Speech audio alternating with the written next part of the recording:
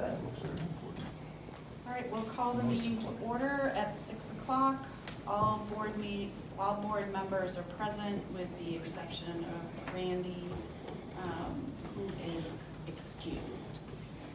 With the board's okay, I'd like to add, after public communication and correspondence, Sumner Dole, moderator, actually emailed me on Thanksgiving, to come in and just discuss a couple of things for the board related to our upcoming process. So it would go public communication and then conversation with the moderator, which I believe will be quick, and then go into the student presentation. No objection. All right, thank you. First up is review and approval. Oh, excuse me, could I have the public hearing? Sure, I would love to have the public hearing. First up is the public hearing, so we'll call that to order at 6:01 p.m. And this is related to retained fund balance, removing, remind me of the amount, Debbie? Up to $85,000. Up to $85,000 to replace kitchen equipment. So we, out of the retained fund balance. Correct. So, anyone have? Kitchen equipment is currently not, I think there's a Band-Aid on one and one's not. There is a Band-Aid on one, the other one is not functioning. And nothing one- has changed since we discussed it last time. The only thing that's changed is I have a quote that will not require us to be up to $85,000. The quote for the middle school unit came in with a boiler attached to the unit, and it's, I believe it was $39,000, so that's gonna be a savings there. Members of the public?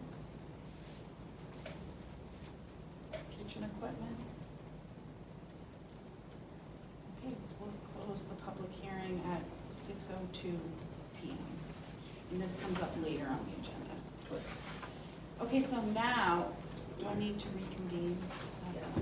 Okay, now we're reconvening the board meeting. And first up is review and approval of the November 28th public meeting minutes.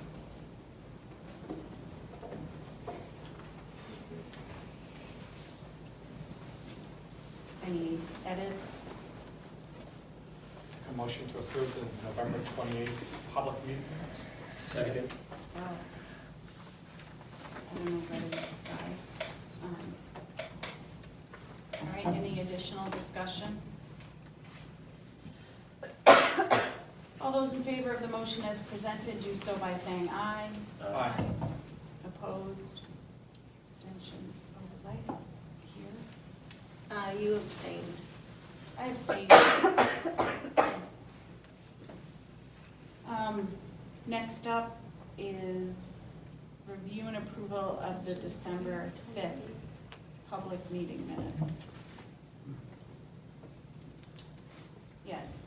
So on lines 70, 71, 72, they currently read, when the district has open positions, the board should consider not filling them without a thorough discussion. I probably worded it, I butchered it when I said it, but I don't think the sentence makes sense as currently written. I think the point was, we should consider whether they really need to be filled when it is a vacant position. So do you have wording suggestions? So, I would just say when the district has open positions, the board should consider whether they really need to be filled. I don't think it reads properly. What about the board should consider whether or not to fill them without thorough discussion? Tell us whether or not, should consider whether or not. To fill them without thorough discussion.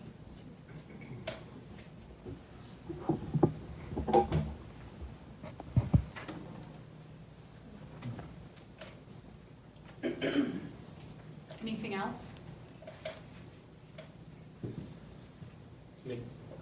Make a motion to accept the minutes with the noted change.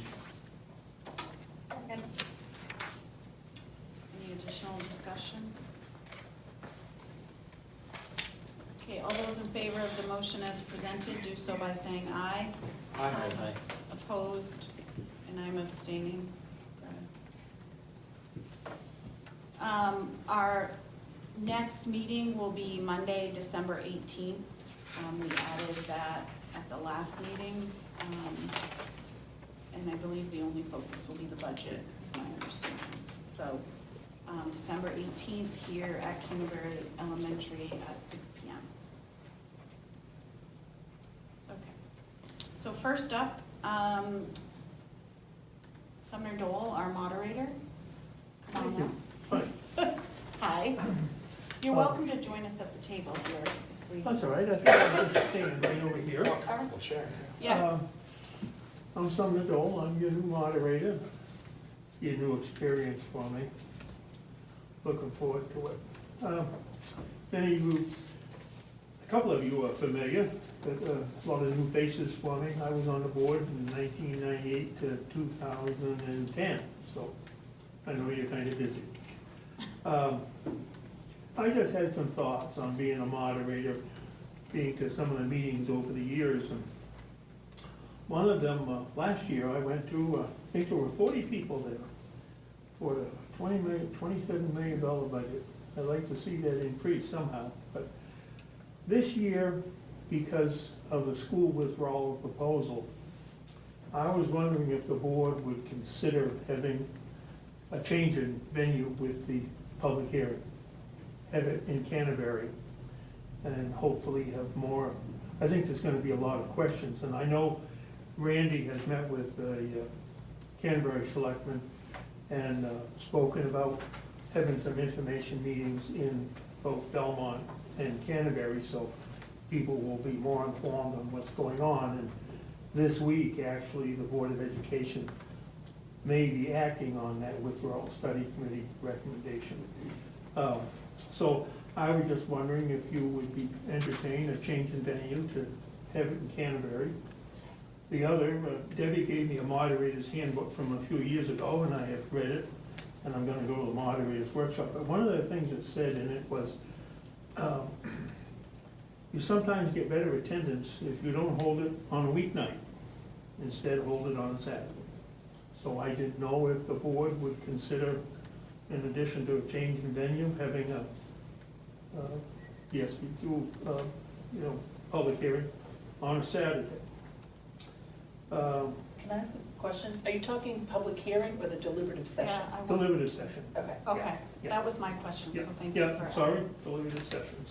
For both, you're asking the deliberative session be moved to Canterbury Yeah, and the deliberative session be moved to potentially a weekend. yes, yeah. Okay. And the other was, you can all see me.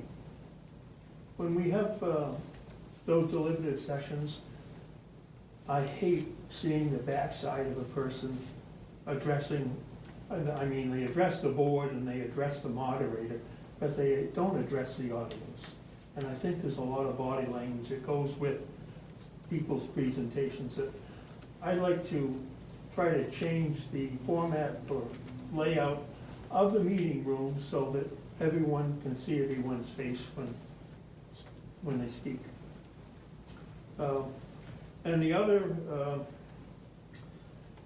I don't remember if it was in the deliberative session handbook, the budget information and stuff, whether they had the printed rules in there or not. I can't remember, but I would like to see the printed rules for the so-called rules of engagement so that people know what the rules are in advance.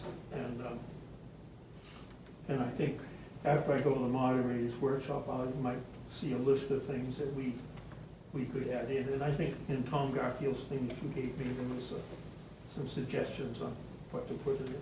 So those are the things I would like to present to the board to see if you would adopt those thoughts. And if you have any other thoughts or concerns. about the upcoming workshop, voting and SB2 hearing. So thank you. Any questions, thoughts?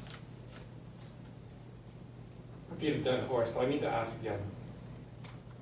What are we doing about the public, are you proposing public hearing as well, or just a deliberative? For the SB2 deliberative session, Yeah, you know, where they can, people can ask questions, make statements, and, you know, they can amend the warrant as they go through it. I don't believe, correct me if I'm wrong, I don't believe if the Board of Education approves the withdrawal study committee's recommendation, even with the minority report, that would go before the voters, and I don't believe that any of the wording could be modified. I think it would be an opportunity for last-minute information, opinions that people might share before the actual vote takes place. But, you know, if people attend information sessions that they're talking about having, you know, they may go to these information sessions, go home, think of some questions, talk to their friends, neighbors, and relatives, and then they may have some more final questions before they hit the voting booth after the deliberative session. Am I mixing up the town with the school last year? I thought, or was it on a Saturday last year? Town. Town was, okay, so I'm mixing up the town and school, okay. The only thing I don't know is, you know, whether the gymnasium is being used on, you know, if you had an open Saturday or not, and like that. But I know the school board, as the legislative body, you could have it on the moon if you wanted to, but you'd have to pay for transportation. So, Okay, thank you. thank you. Yep. I'm gonna talk about this stuff. I don't know. Maybe under Do it tonight, starting tonight, and do the budget. budget development was my thought. Yeah, I mean, I think we should have the discussion now, Yeah, and then, 100%. talk about it next week. So we'll put it under the budget development because that's the process of the warrants. And so, yes, so we will talk about it when we get into budget development. Very good. Well, So- thank you. Yeah, thank I have you. another meeting to go to, so I Yes, have I to know, run. yes. Thank you So very thank much. you. Yep, take care. Yep. Thank you. Okay. Student club presentation. Hi, everybody. Mrs. Chubb here and Mrs. Gingrich, our enrichment teacher. We're here to support Angus Todd, 5th grader, who's here to present to you tonight. He took part in the New Hampshire Kid Governor Program, along with several of his 5th grade classmates. They all developed their own platforms, and they were able to vote on one CES representative who would move forward to the state level. And Angus was the representative that they voted for. So he is here tonight to share his platform with all of you. Take it away, Angus. I have a slideshow on about Kid Governor that I'd like to share with you. About Kid Governor. The New Hampshire Kid Governor program is led by civics lessons. Civics is the study of rights and duties of citizenship. We learn that in Kid Governor. 5th graders in the whole state of New Hampshire, only 5th graders can vote for Kid Governor. Nobody else, it's not online, you have to do it in school, so that you take top 7 who pass the video, like the test, like for the videos, you take the top 7, and then you vote, and then you fill out these forms, and you vote on who you want, and then a few weeks later, the Kid Governor, like they announce who Kid Governor is. And there were 6 of us who wanted to run for Kid Governor, so we all had to write a speech and present it to the class. We thought it was going to be 4th and 5th grade, but it turned out to be 2nd grade, 3rd grade, 4th, and 5th grade. What we learned from Kid Governor was the branches of government, the role of the governor and the executive council, the qualities of a good leader, and running on our platform and researching what our platform was about.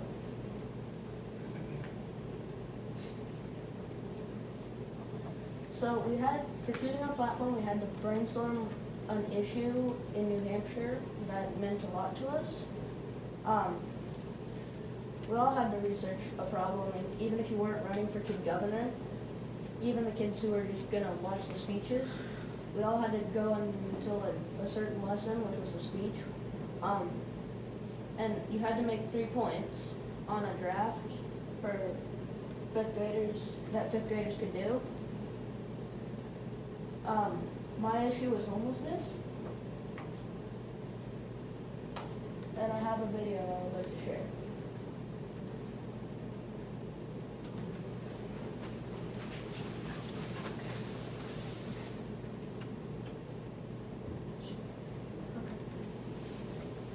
Hello, my name is Angus and I want to be your 2024 New Hampshire Kid Governor. I would like to get some of the 4,682 homeless people from NH into houses.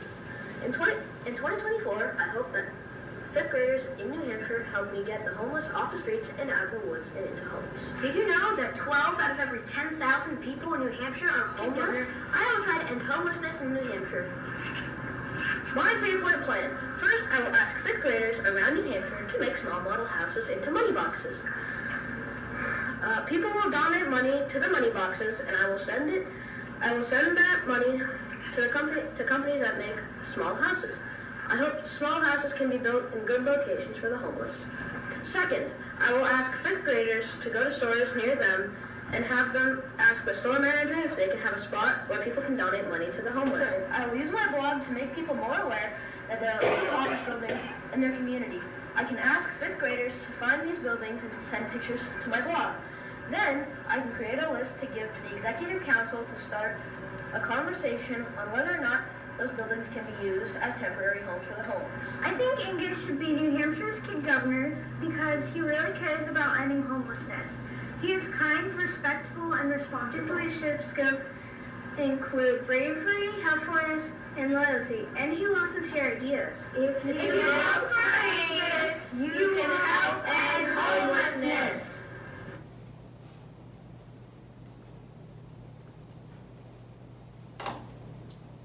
That's the video. Any questions?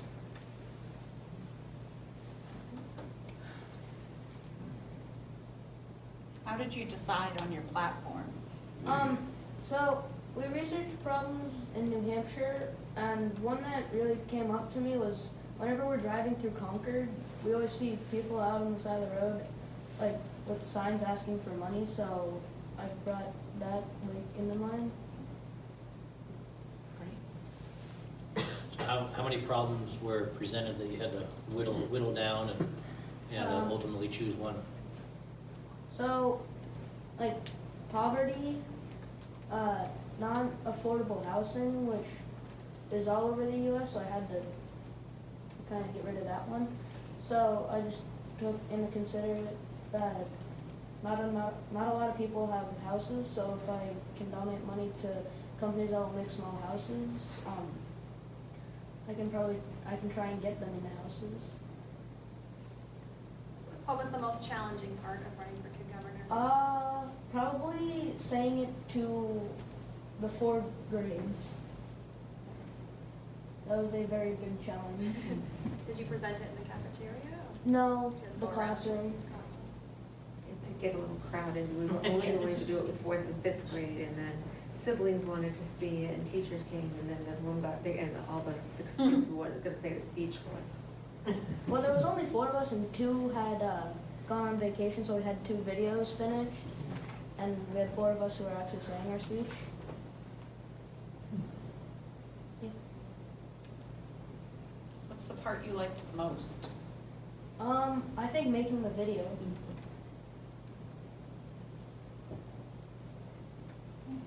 You did a great job. Yeah, very nice. All students did a great job learning civics, and it was, I loved this whole program, and it was a pleasure to be able to participate in the whole program. And one thing that we're going to try to do too is try to make some of Angus's 3-point plan up into fruition, and we'll do like a mini version. And the other piece is the student who won for Kid Governor, they'll be in contact with their blogs and things, and so hopefully our class can help support that 5th grader with their goals too. So it's a pretty neat program. Yeah, thank you. Thank you.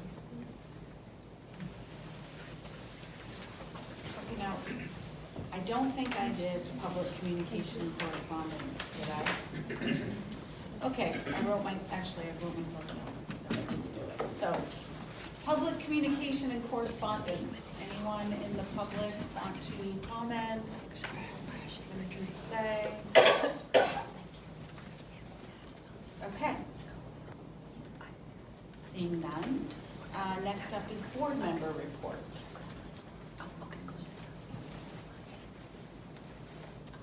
So, Jill?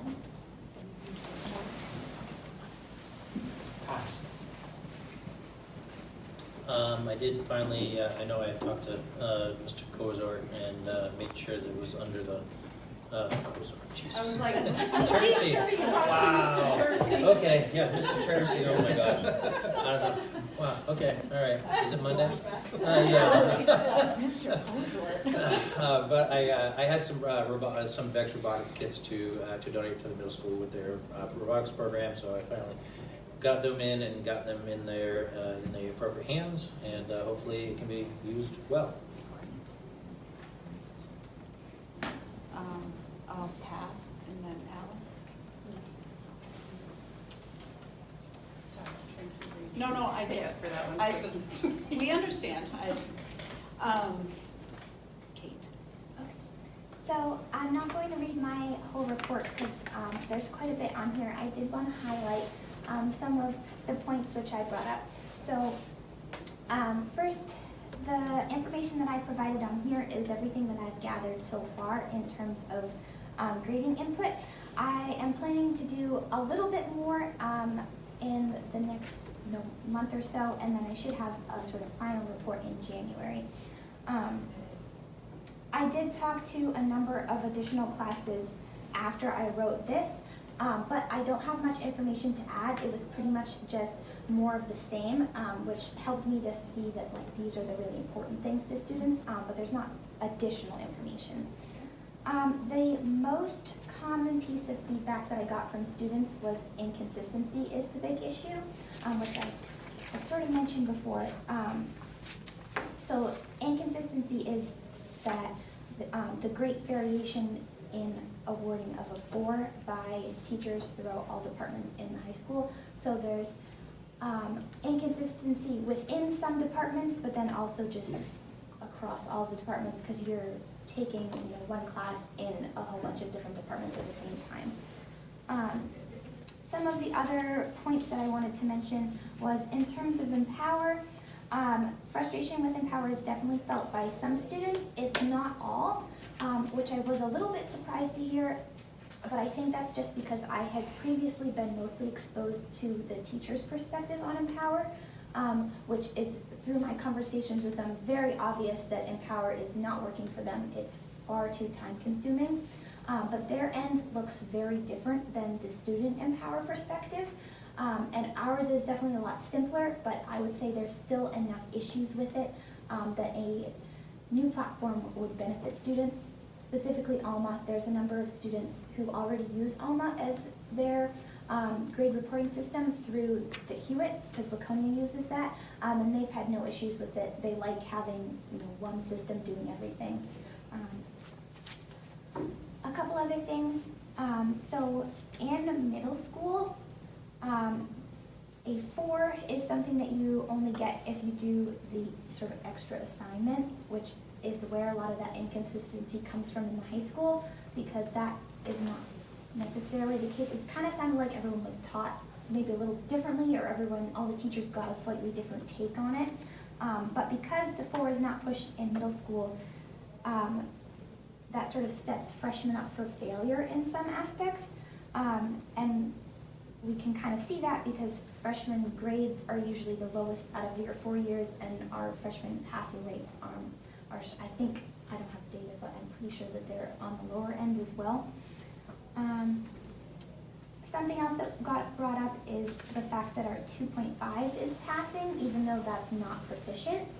And some of the teachers also brought that up. Someone told me that the original plan was to phase out the 2.5 after we had given the new system a try and to bring it up to a 3. That never happens, partly due to COVID, I'm sure. Another thing was that competency-based education from the student perspective does not always allow teachers to value effort put in by the students if they're not understanding the content. That has a big impact on eligibility. So for example, in bands, a freshman coming in their first semester of high school bands, the level at which they are playing would not be considered proficient, and it's not supposed to be. It's their first time playing in a high school band, they're supposed to be at a lower level. However, if our band teacher reported that accurately as a 2, those students are now no longer eligible for sports. So she inflates their grades to whatever it needs to be, I think a 2.5 or 3 to be passing. So it's not necessarily accurate, and she's not trying to say like that they're doing a bad job. That's where they're supposed to be, but so that's another issue. Another thing coming from a lot of upperclassmen, juniors and seniors, is confusion about how our GPAs are compared to those of other schools. If we're talking about strictly college applications, that's not necessarily an issue because the college looks at your GPA from the perspective of your school. However, that's not the case for a large amount of scholarships, and then there are also some colleges that don't necessarily do that. So that's something that I think more communication about is really important so that students can have a discussion about it and understand how our GPAs are not, how they're either not being compared or they are being compared to students in surrounding districts and also across the country. Our students, so we're going on enough time now that many students at the high school have never seen a Carnegie grading system on a 100-point scale. Right. Have you engaged in a conversation with your peers, explaining what it is, what the difference is, and their opinion on how it may work? So in all of my discussions, I have not put in any input myself. I've just been collecting input from sort of where students are at now in their understanding. There were certainly a large number of kids who brought up the 100-point scale. We do have kids that have experience with it, whether it's through Huot, it's through VLAX, dual enrollment classes. So I would say especially upperclassmen do have some experience with it. Certainly not everyone, and I think it was definitely brought up as maybe that would help give students more accuracy in their gradings. Some students feel the difference between like a 3.5 and a 4. That's a big amount of space. So depending on what the subject is, what the assignment is, they're sort of saying, well, like what if, the work that I put forward is like just above a 3? Like, do I get a 3 or do I get a 3.5? That differs. So that was definitely something that was brought up. In terms of specifically what it would look like at our school, I don't think, we don't have any knowledge of that, so it's not something we understand. Okay. Two more things. One, so I had a lot of conversations with teachers so that I would be more informed presenting student information. One of the big things I got out of that is that a lot of the issues that the teachers see is because it's really hard for a high school to be fully competency-based. We have transcripts, we have GPAs, we're sending kids to college, we need deadlines. All of that stuff doesn't necessarily fit into a traditional competency-based sort of outline. So there's a lot of sort of, the teachers are sort of unsure of how everything fits together. The balance between teacher autonomy and consistency was a big discussion because that's on, they all have different definitions of what a 3 and a 4 is, and they know that. But Some of the teachers would like someone to tell them, like, this is what it needs to be. Some of them are very much against that and saying, like, we're all qualified professionals, that should be up to us. So that's definitely something, I think we should be finding something in the middle of that. It's still up to them, they're the ones grading it, they sort of have the education to do that. But I think we definitely need something a little stricter than we have now. And going off of that, if a 4 is different in everyone's class, then how are our GPAs at the end fair? Like if we're using our GPAs for class ranking, is that necessarily, a fair number if a student who took one teacher's class was not offered 4s and a student who took the same class through another teacher got straight 4s for just doing sort of average work? It's not really fair. So those are my main points. Are there any questions? You identified many of the things that, why I don't like competencies. So the next steps, just to clarify, is that you're gonna finish collecting your different pieces and have a... Yeah, I'd like to talk to a few more classes. Yep. I put my list on here. I tried to get a variety, but that's still limited to, like 15, 20 kids in a class. So I'd like to do a couple more Yep. if I can fit it in my schedule. Great. Thank you for all the work you're doing. Appreciate it. Thank you. This is wonderful. Yeah. Okay, next up, budget development. Honestly, Definitely didn't say that very. budget development. Budget development is next. Come on up.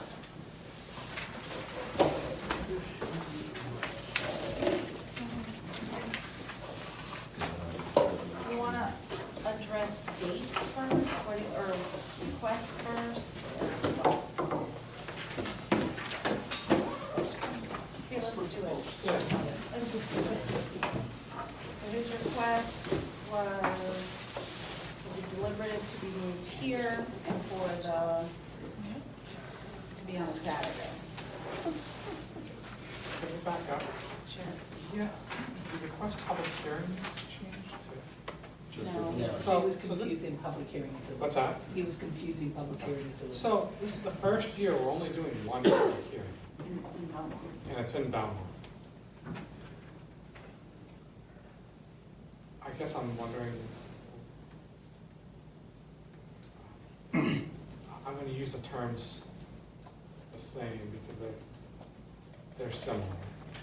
Public hearing and the deliberative session.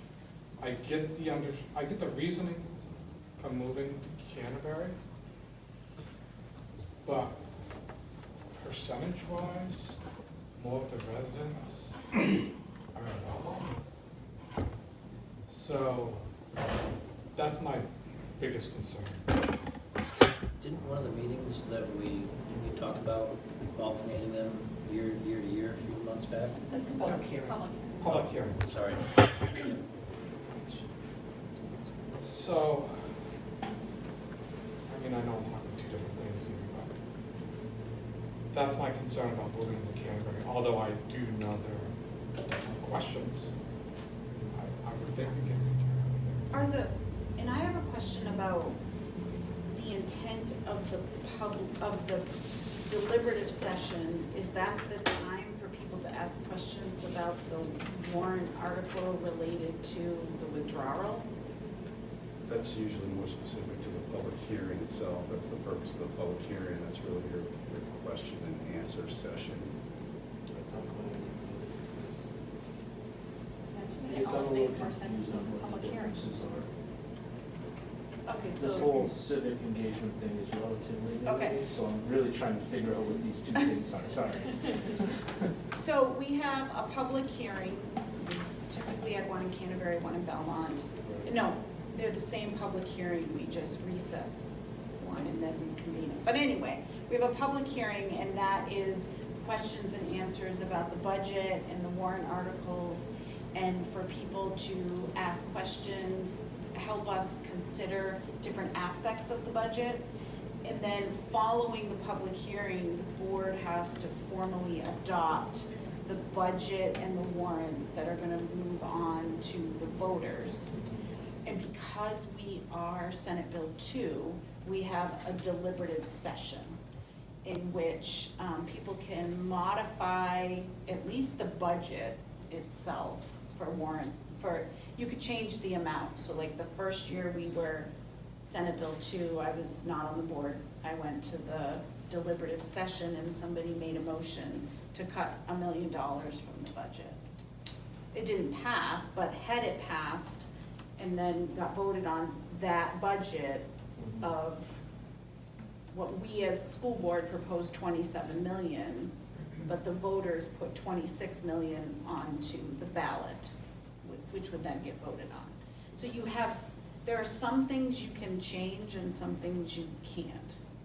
Some of the warrants you can change, right? So the people that go to the deliberative session are the ones that would then vote on those warrant articles, or do you all vote on those warrant articles? No, the voters vote. The voters, and then it gets moved. Yeah, you could vote to make a change. So I, Vote to make So a that all change. happens, and then when we meet in March for town meeting, that's kind of the result of these previous two Yes, things to get you to the March, okay?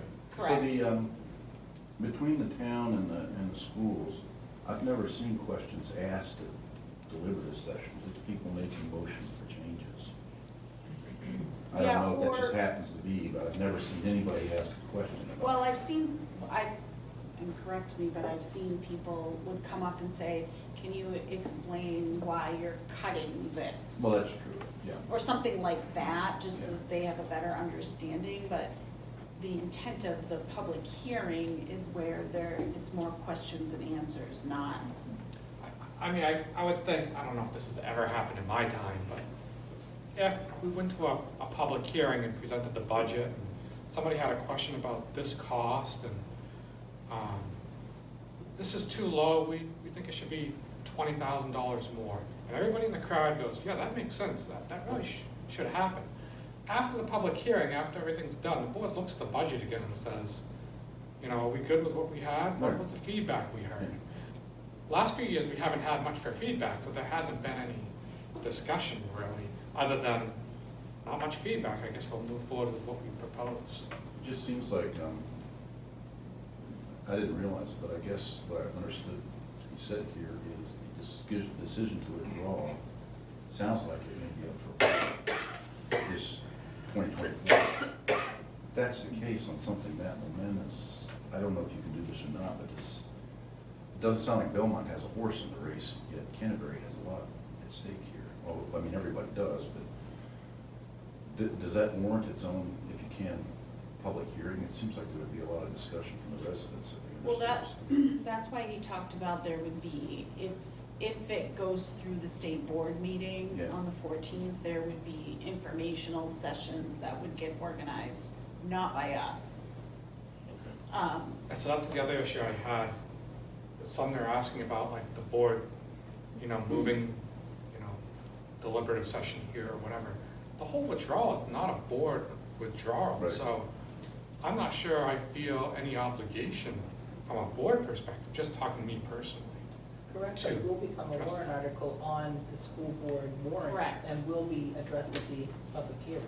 So I'm not speaking to it. No, I mean, but it will be there. Yeah. All the full committee would be there. So the public hearing is happening just in Belmont this year? Yes. And that would be Canterbury the following year, and then back in Belmont, Canterbury. So It could I, almost seems like something of that magnitude, it has its own public hearing. Maybe there's not, it sounds like there's a lot of interest in Canterbury. but- Well, you wouldn't do your own public hearing on a warrant article, correct? Not to- Not typically, no. I also think a lot of it is going to come down to what the state says I on know. Thursday. So it's I mean, it's ultimately, hard the to voters talk make about the it decision, without. right? The voters make the decision, but we don't know what the state board's gonna do. Exactly, it has No, I to pass understand. through the state board first. So if the state board says yes, then it goes to the voters. If the state board says no, then it's a No, I understand that. So if they say yes, it just seems to me, you know, if this were Belmont making this decision, as a Belmont resident, I personally would probably be pretty darn interested at that point to hear a lot of discussion about it. But and not mix it with everything else going on. Now, we will know more on Monday. Yeah, can we Can we postpone wait? this talk? Yeah. until Because we what know? if, because the state board can kick it back to the withdrawal study committee and say, there's not enough information for us to approve this plan. I'm not trying to, but we're trying to potentially solve an issue that we don't know we have. I agree. I guess I agree, but I would say personally, because I've been on the board a long time and I've always done 2 public hearings. Maybe this is the year that we go back to 2 public hearings. We'll do one in Canterbury, one in Belmont, keep the deliberative in Belmont. But this doesn't seem to be the year to do 1 public hearing and have that hearing in Belmont. Or if, based on Sumner's points that he was making this evening, instead of doing your public hearing in Belmont, have it in Canterbury this year. I mean, there's nothing stopping us from changing up that public hearing location. The cycle. Yeah, just start with Canterbury this year, Belmont the following year, just switch it up. Because the public hearing really is the place for questions and answers compared to the deliberative. The deliberative is more formalized in the sense of what can be discussed and what can happen. If people are looking for information and asking questions and want answers, a public hearing is a place to do that, not necessarily a deliberative session. So I think if you did your public hearing here in Canterbury, it would at least address the point Sumner was making of having an opportunity for people in Canterbury to come in their local school to basically have that conversation. That could be a solution. It's an easy solution. And it's the 10th, right?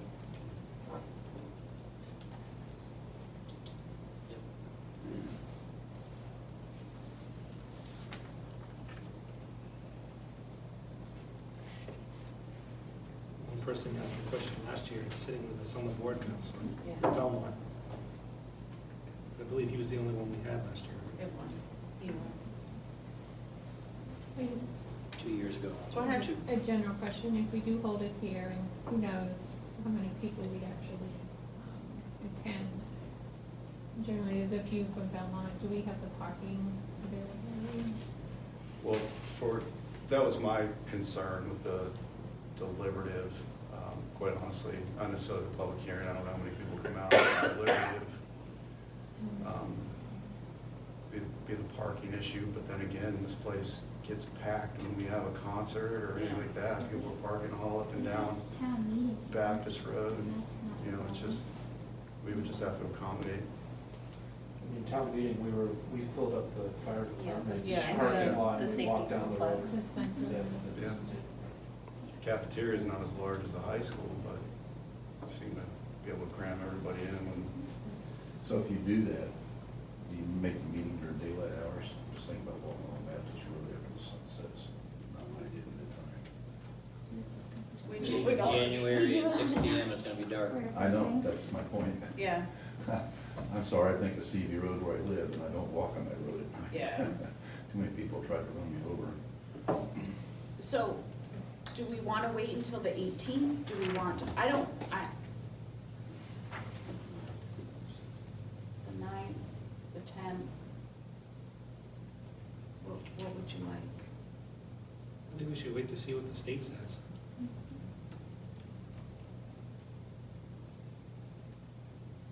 Okay. Seriously, we Yeah, don't know nay or yay or whatever they're gonna do.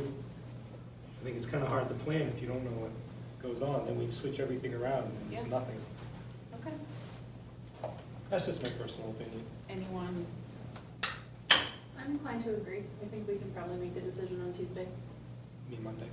Probably Monday. Sorry. Don't come Tuesday, because then you'll have missed Mondays. Right. That's okay. There's a lot going I on. mean, the skeptic in me, when it wasn't, when it didn't get on the agenda, is when we may not have an answer on Monday either. But, When what? I mean, it originally had the Right. separation committee, what's the word I'm looking for? Report, there we go. It wasn't making its way on the agenda that we read. It or is on there reviewed. now, though. It is on there now, yeah. It's an action item, so. I would agree, plan on how you want to approach it after any decision that's made at the state board meeting on Thursday. A good discussion to have on Monday. Okay.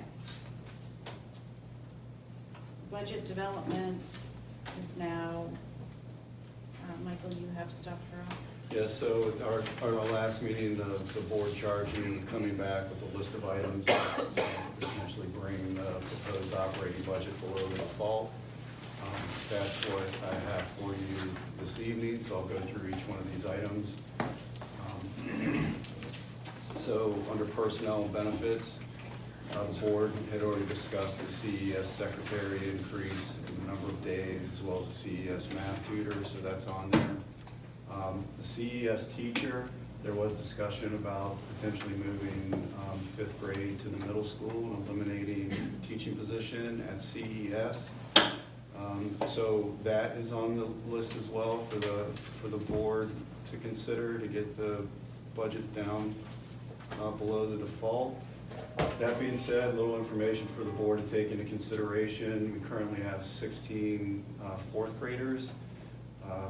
Mrs. Chubb has already polled the families of those fourth graders, and 8 of those families, so half of that class, have already indicated that they will be going to middle school for fifth grade. 2 said that they would remain at CES. 3 have not responded, and 3 said that they're basically, that they're on the fence. They haven't made that decision right now. So potentially, you would have a fifth grade class of 8 if the 2 that said they would remain, 3 that are on the fence, and 3 that haven't responded. So half of your class is going to the middle school, half if those other 6 that haven't made a decision or responded want to remain. You're gonna have a fifth grade class of 8 at CES. So I just want to make sure that the board had that information. I was looking at next year's fifth grade. How does that work if the decision's made by the board that fifth grade's going to be taught BES, BMS? So we currently have fifth grade taught at BMS. So Yeah. the middle school would absorb basically. No, what I mean is, how can families decide they want to stay here if it's not going to be offered here? They wouldn't They have wouldn't. that decision, that opportunity to decide would be eliminated. Yeah, okay. So I didn't understand your statement. You could potentially have 8 more joining BNS and 8 here for fifth grade. That's why I was confused. That's because of the unknowns, the 3 families that haven't responded to Mrs. Chubb's poll, and the 3 that haven't made a decision yet. No. And then the 2 Supposedly they have a choice. They He's- can Yeah, go currently they have a choice. Right. Right, Currently and have a that choice. right now, we're potentially looking at a Oh, class of okay. 8 next year. I'm following you. Which Sorry. would Now I'm factor following into you. Gotcha. potentially whether we. Now, would Sorry if I this- wasn't clear on that. Sorry. Would this decision be like forevermore going forwards? It would remove the fifth grade option at CES going forward completely? So That's a decision the board would have to make. Okay, I was just wondering if that had already been discussed and I missed it. No.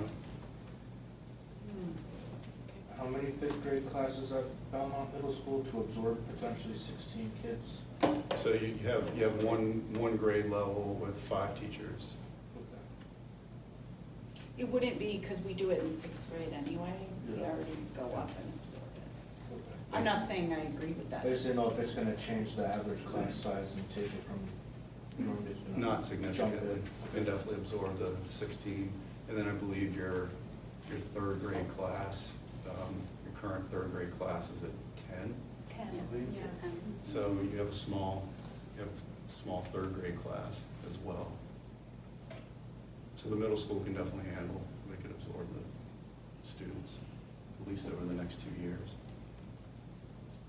I think classes get much larger. Yes, they do. They do.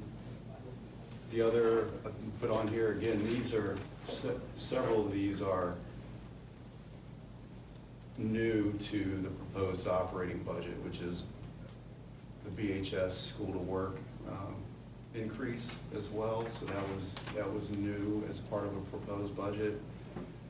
And then the vacancies, we've been carrying the vacancies with a two-person plan. So we looked at that and we took half of the vacancies and put them to a single plan, which puts you, you know, a little over $49,000 if you cut out of the budget by changing from a two-person plan to a single plan. That's risky because, again, you don't know when you hire somebody whether they're going to take a single plan, a two-person, or a family plan. Did you say half of them? Yeah, we took half of that through. Because it's much more of a risk if you have all the vacancies at a single plan. And then under contracted services, the athletic trainer, in the proposed budget, it's to increase it by $20,000. Here we're saying potentially $10,000. To put a total of $20,000 to the athletic trainer. So it's not eliminating the trainer completely. It's adding $10,000 to what we currently have, over 20. So it's reducing it by 10. Yes. But not getting rid of the increase at all, just cutting it down. Right. The strategic plan consultant, I mentioned this at the last meeting. You know, that's $30,000 that you can push off for a year if you needed to. Under facilities, all we were looking at grooming and grading all of the baseball fields. That was $21,000. And tuition, special ed tuition, currently in the proposed operating budget, we have what's known as a ghost. That's a potential placement that more than likely is going to happen. However, it's not a given right now, so it's not considered a requirement. So pulling that ghost out at $75,000. If we don't know, it's not a guarantee. If they do come, can we use that expendable trust? We could. Again, what we try to do is we just monitor the budget. We'd have to potentially overspend the tuition line because we didn't budget for it. But again, it's a bottom line budget, so we just have to make sure that we're working within the budget before we pull from the trust. But yes, we could use the trust to cover that if we need to. Have that trust. Yeah. And I don't remember using it once in 15 years. Yeah. Then under furniture and equipment, on the CIP, we had telephone equipment upgrade, $30,000. We can definitely push that off. At this point, if we have a phone we need to replace, we can just replace an individual phone compared to doing a district-wide upgrade. That's $30,000. The weight room equipment, if you recall, the total amount to basically replace all the equipment and upgrade that weight room was $42,000, and we were talking about doing it over a 2-year time frame. So if you take out the $21,000, you could potentially look at doing a warrant article for the full amount and let the voters take a shot at it as to whether or not they want to upgrade that weight room at $42,000. Do it all under a warrant article. So that's a potential there. We have in the proposed budget to replace some of our walkie-talkies, our radios in the schools. We did submit for new radios in the third round of SAFE grant, so there's potential that a grant might cover those. So that's $6,600. And then for furniture, the additional display case at BHS for $6,500. And then under repair and maintenance, just hold off on doing the VCT tile project at the middle school. That's in the lobby between the cafeteria,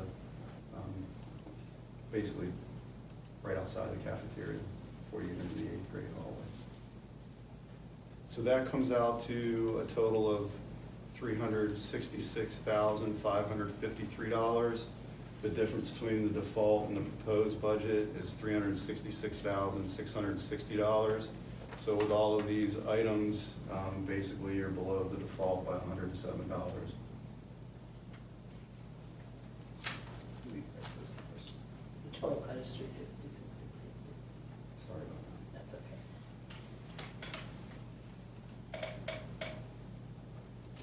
So those are items for you to consider. Thank you for doing that. You're welcome.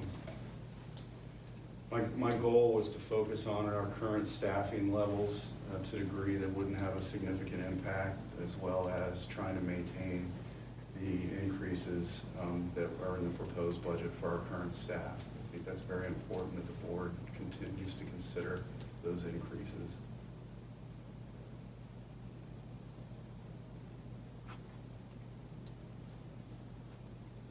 Any questions on those items?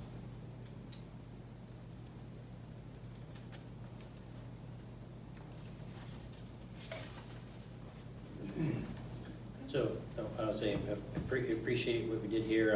I'm trying to, or just recollecting on the conversation that we had last time that, that Jay brought up, where, I forget what the percentage increase you. If it continues, if you take the operating budget, which is roughly, correct me if I'm wrong, Debbie, basically increasing people's taxes 10%, just for the school, round numbers. So that works out to, if that continued every year, it works out to about every 7 years, your property taxes just for the school. Yeah, the school are going to double. Yeah. So, while I know you hit the mark of, coming really close to the default, but I don't think what Jay's concern is addressed. Well, my own point was, I think two things could happen, and this is just my opinion, it's not based on any survey or anything, but if people's incomes are not increasing at that rate, it puts a lot of pressure on people being able to stay in the two towns. The other thing that could happen, unless this area becomes gentrified, is you're going to struggle to sell real estate. So when people do need to move, if they own property, it's going to be harder to do it. That's my opinion. The other thing I was thinking about after the discussion last week, making a decision to eventually affect the default budget's a big decision. Michael, to your point, staffing, and I'm not sure that could be a good decision with a few weeks. You're trying to wrap up a budget at this point. So my personal opinion is, I think the coming year, early, really take a look at the programs being offered, what it's costing, and have a really hard discussion so that this time next year you've decided what you're going to do. But if you rush that decision now, I'm not sure it's going to be a good decision. Other than, evaluating maybe what Mike was presented. I agree. So I know I haven't been at the last two meetings, but I am not in favor of cutting positions at this point in time. I don't have a problem taking a look at it, similar to what we did a couple of years ago for support staff, but to just make decisions with no true forethought, deep forethought into the impact on kids and families in the district. I'm not even at this point in favor of cutting the CES teacher position without more discussion. I get the numbers, I totally get the numbers, but you're potentially talking about a complete change in the way Canterbury does business, which I think could cause some unintended consequences to that. So that's where I'm at this point in time. What do you mean by unintended consequences? Well, we're already going through a withdrawal study committee to basically say, and now, we're not even saying we're gonna have larger class sizes in Canterbury. We're saying we're eliminating 5th grade in Canterbury. I'd be pissed if I was, to be frank, if my kids were in 3rd grade right now thinking they were gonna be here until 5th grade. Yeah, I would agree with that. Definitely. My parents wanted to keep me in Canterbury for as long as possible. I mean, they sent my sister to Shaker Road School for middle school. Like, that's how much they didn't want her to go to Belmont Middle School. And fifth grade that's been my favorite year of all of my school experience, was my fifth grade year. I'm not saying we shouldn't consider it, I'm just saying we're making a decision that potentially impacts down the road. So I feel like, given everything that's going on in Canterbury right now, we should really think about whether to eliminate that position. That's all I'm saying. Obviously, I have a fifth grader here, and he absolutely loves it. I fully intend for my first grader to go through fifth grade here as well. I would truthfully be definitely disappointed if the structure changed as a parent, not speaking as a board member, but as a parent, if that structure had to change for her. And I wonder if people knew we were considering a cut to remove fifth grade from CES, the fallout for that. That's all I'm saying. Like, I get why we wouldn't. Numbers wise, totally get it, cut it. But the other pieces to it.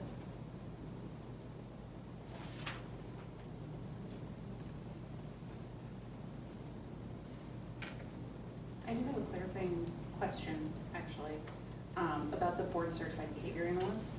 So I understand that that is a cost savings, but in the actual proposed budget, it looks like it's adding to our proposed budget. Can you just explain to me how that happens if it's a cost savings, but it's adding to the budget? So the position is if they're our own employee, that's the number that you see in there. We took the monies that we have in this current year's operating budget out of it's in contracted services. So we took those monies out of contracted services, put it in as a salary line because it would be our own employee. Now, you don't necessarily see that savings in contracted services in the proposed operating budget because some of our contracted services are going up as well. But if you compare what we're paying for contracted services for BCBA and what we would be paying as our own employee, there's a cost savings. Okay, thank you. I just didn't quite understand. And I do have a question. I did read the notes, and I understand you want to keep the raises where they're at, but I'm struggling with, I don't think we all are getting, well, I'll speak for myself.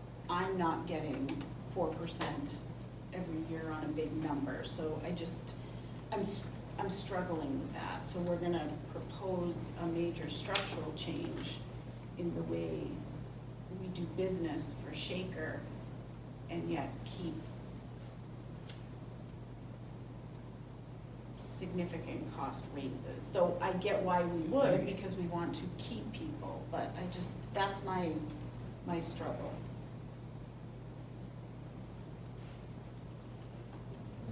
I agree. I mean, the numbers within the district, are still, I believe, going backwards slowly, slowly but surely.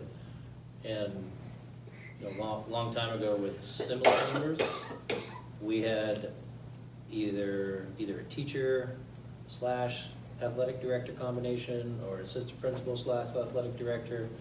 Now we have dedicated positions. I mean, could we or should we, be entertaining the idea of having, conversations about where we're at, where we could be, combining, possible positions. I understand what you're, saying, Michelle, about, if we're looking at, a drastic change, is now the appropriate time, but if not now, realistically, when's the appropriate time? I mean, we sat through meetings in the spring where they were going 3+ hours. So if we're gonna start putting, these types of discussions into springtime meetings, I don't know where they're gonna fit. I don't have an answer to that. Yeah. I think that, yes, we used to have shared positions, but I think we have less students but more need. So there's also the balance of if we combined positions, I'm just saying we already have people who are already like Maxed out. correct. So I wouldn't. And I'm just asking the question, I mean, and, you know, to put it on the table. I'm not necessarily advocating for one or the other, but if there's members of the board that, you know, that would like, you know, a significant cut, we asked our superintendent to try to come in close to the default budget. And it's, you weren't here for the last meeting, but it's not gonna happen with talking about pencils and erasers and calculators and, you know, and that type of thing.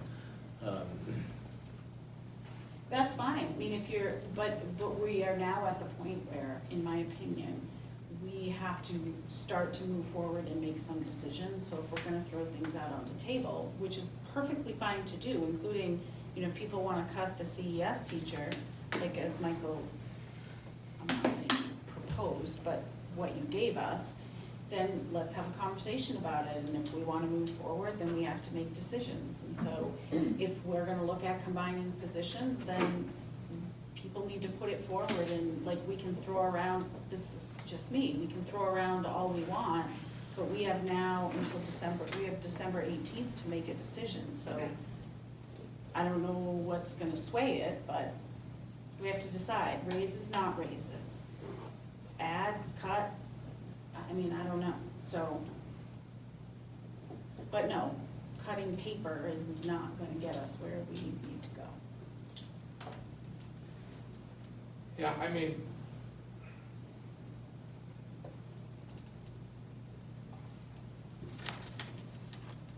I can't support a budget with 4% increases for all those positions who have done great work. I appreciate it. But, like we're talking,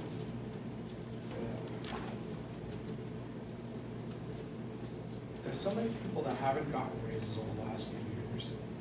And if we write down last week, 2% increases, which is still an increase, we're saving $115,000 right there. That's something we need to seriously consider, because we're not finding it anywhere else. That kind of big chunk. I get the concern about the teaching position, but. So I would propose that we currently leave the CES teacher, and then we discuss, I mean, I would say, at least to start the conversation, where the 4% raises, the discussion should be somewhere between 0 and 4%. Yeah, I mean, if we went to a 2% increase, cut 115, cut that teacher back, we're still doing better bottom line than what's on here, and we're not cutting a position. Now, at some point, that whatever 82% is going to become 83%, which is going to become 84%, which is like at some point, it's not sustainable to not look at positions. But if we're just trying to get through this year, trying to get under the default budget, which is my personal goal, I would prefer to look at the increases than the position. And I want to be clear, for me, it's not about the default number, it's about the tax impact. So when that was shared, that's a significant tax impact for both towns, but particularly for Canterbury. But the problem is, we're not, even what we're doing, we're not making a dent. Well, it's better than the double. I mean, I'm just saying, like. I agree, like that's my biggest concern is, you know, $300,000 home in Canterbury, we're going to pay an extra $1,200 a year, that's a lot of money. I just think it's important for this board to consider, you know, I'm the CEO of your business. And this business has become highly competitive, highly competitive. If you're not paying your people well, they're moving on to other positions, other places, whether that stays in public education or not. The goal is to retain our employees, keep them happy, pay them well, make sure that their wages are competitive, or they could just walk. And yeah, people have that option, and if people aren't getting raises year after year, then they're going somewhere else to make more money. And that becomes a problem. So in order for our school district to stay competitive, we have to have the staff that are staying with us, that are getting paid well, that are happy to come to work every day. It's a competitive field now. It's not just the pay. I guarantee people are leaving for higher paying jobs, which is great. But they're also, why did they apply in the first place? There had to have been something, and I don't think it's always the money. I think there's a lot to people leaving, not just the money. So. And I agree as well. With the understanding that I guess I would completely agree with you if we were seeing that our performance numbers were, 50, 60, 70% proficient. But we're talking some of our performance numbers significantly less than 50%. So, I mean, in some ways I completely agree with you, but when we're offering, or when we're seeing low performance numbers with fairly high, compensation rates, that doesn't make sense. It doesn't Can I always just ask- tie. It doesn't I know, tie. I know. Doesn't. I It's- mean, it's one with- piece. With turnover, you also receive new Correct. people you need to retrain. I mean, with a veteran staff, you're gonna have a totally different Correct. outcome. I just wanted, so with what you had just said, performance numbers being low, why would we want to go and start cutting staff? Why would we want to impact education? Again, I'm not advocating, for it, but I think it's an important conversation, to have. I mean, equally as important as the whole separation thing. Why is Canterbury considering, separating? You look at the performance numbers from the students in Canterbury versus the performance numbers of the students in Belmont, and there's a huge disparity there. So, there's the satisfaction is not there from Canterbury students / parents to Belmont schools. I have the same concerns. So, I mean, I don't know what the right answers are. I just want to go back to, I don't think it's necessarily the taxes that are going to stop houses from being sold. Oh, yes, I guarantee you. Let me finish. Okay. I think a lot of it is, and this happened, is people aren't gonna move into the district with the education. If we start cutting programs, staff and so forth, and our numbers decline even more, we're not gonna sell our homes. People aren't going to move in. Look at Franklin. Is it Newfound? Newfound is another, I think? It's gonna be a combination of both, I agree with you.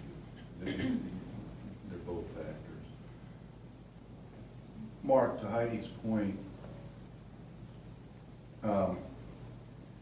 and consider Michael's standpoint, because I voiced the last meeting, I mean, I understand exactly where you're coming from.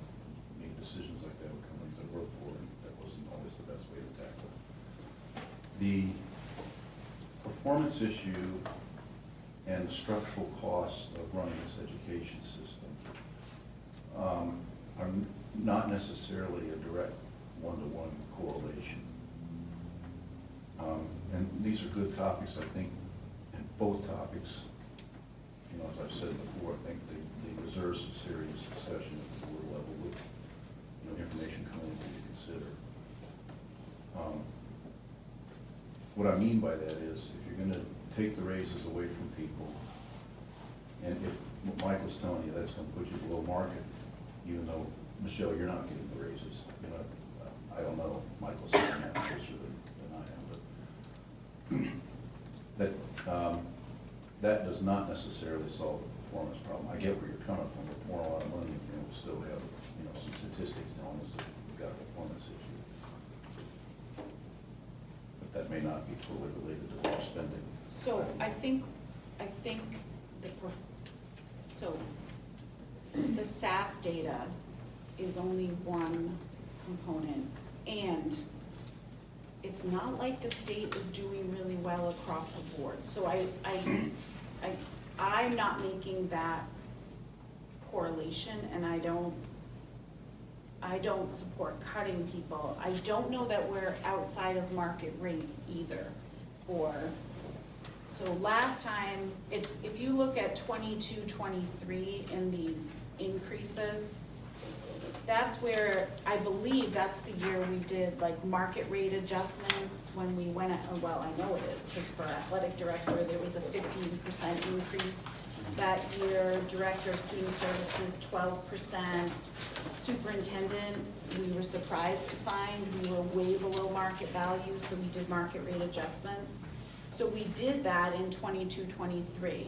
Well, technically did it in 21, 22 to project 22, 23. So I'm not saying are you telling us we're below market value? My point being is that those market adjustments had to occur because of the years of not getting competitive raises. You get to a point where then you are in a position where you have to make these big jumps to have a competitive salary. And again, this was a five-year look at those increases. We have administrators that have been with us much longer than 5 years that went for 6 years without a raise. So that builds at year after year. How do I see those 6 years without a raise? I don't. So, When did again, that ever happen? Administrator, 6 years without a raise. yeah. How- So that puts you behind the level of being competitive to a point where you have to make these significant increases in a salary to have a competitive wage. So if somebody was to leave, you have to have the monies in place to hire somebody at that rate. So this is maintaining a steady competitive rate compared to a roller coaster ride, which you can never estimate what the budget impact's gonna be. As far as the student performance is concerned, that's more people that would be in the CBA. Anyways, that's what's covering your math and your English teachers, it's not your specialists and administrators and all that stuff. So I don't know if it's a correct association of school performance and throwing money at a problem, because I feel like those people are already encompassed in a CBA agreement that you can't even touch. These are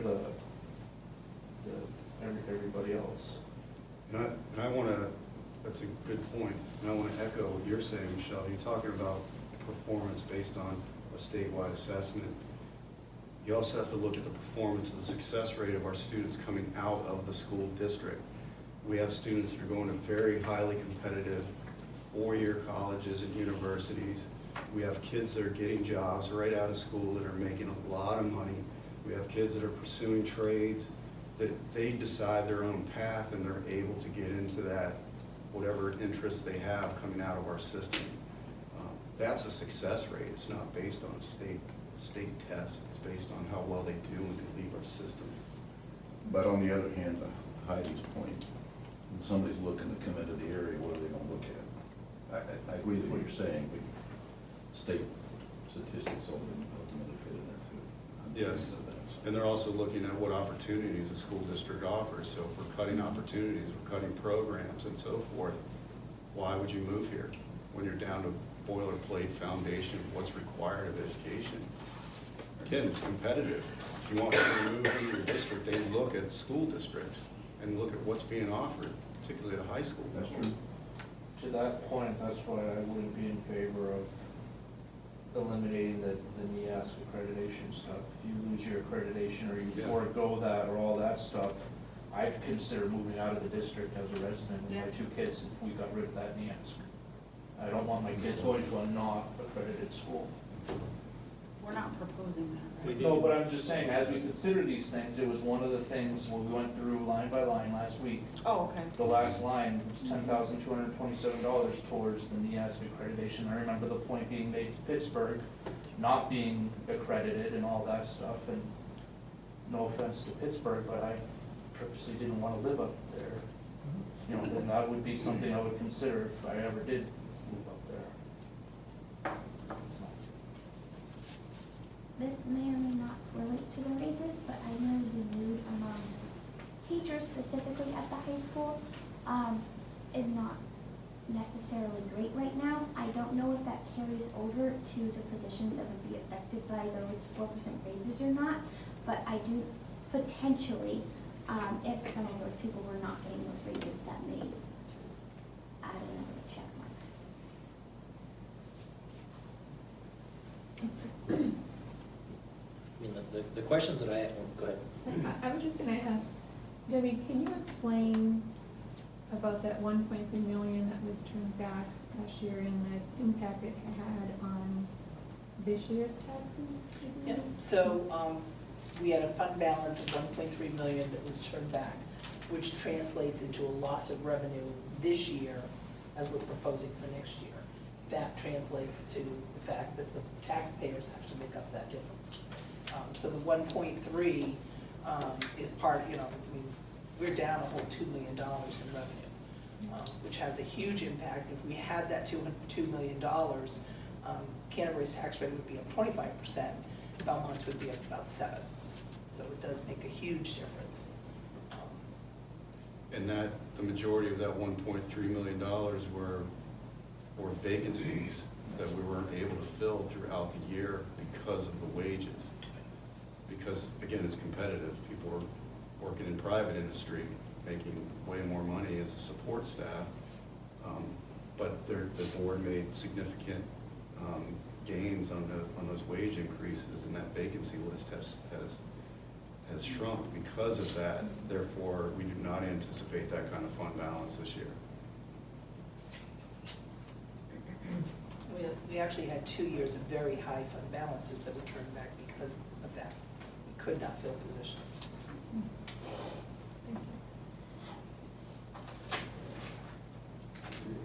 So if you had all those positions, how did you guys get by?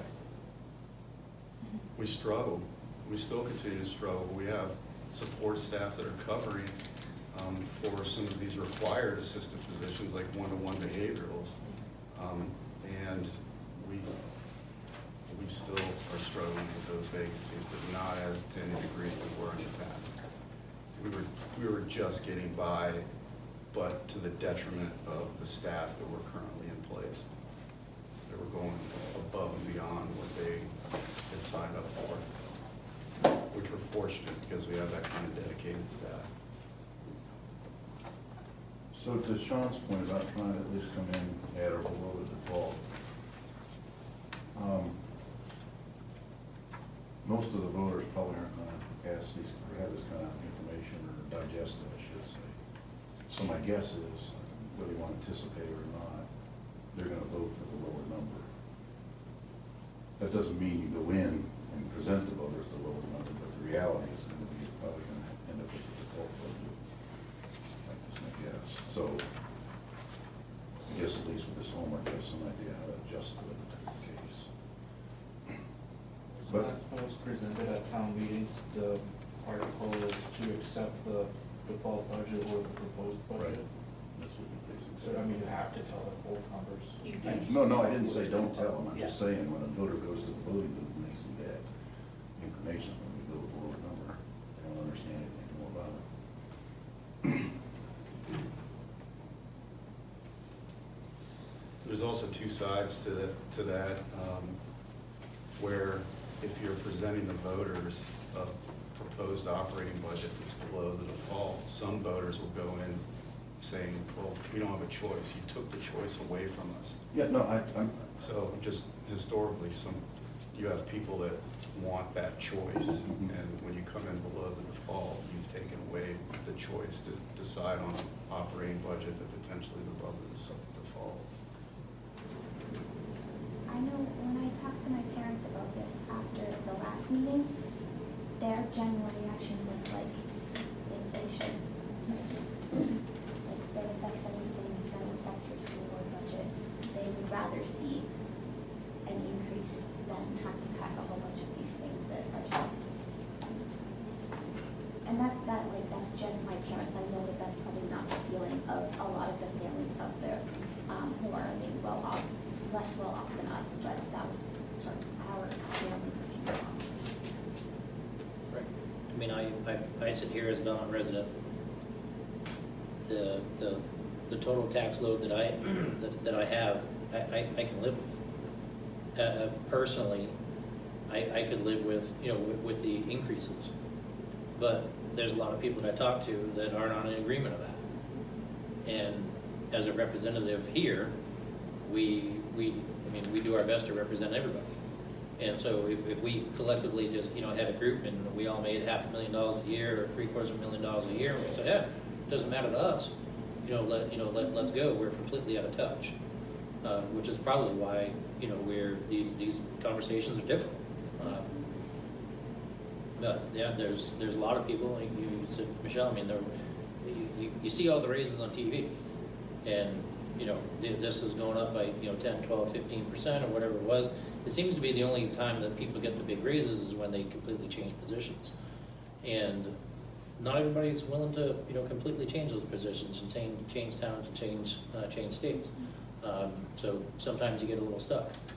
But I mean, I know I went backwards between 2020 and 2021, and I'm not seeing the huge gains that everybody else is seeing, and I'm sure other people, you know, are in the same situation.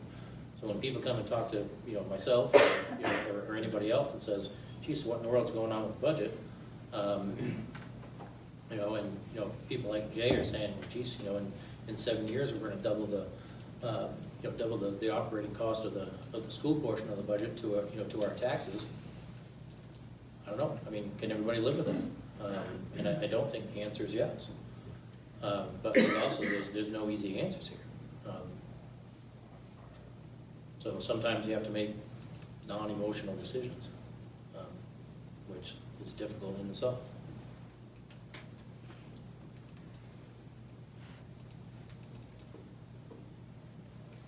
I guess we're back to what the original one was, discussing with the 4% across the board. Do we need to vote on that, or, I mean, do we keep it at 4? I'm not doing anything tonight. Do we? But I will propose something. Okay.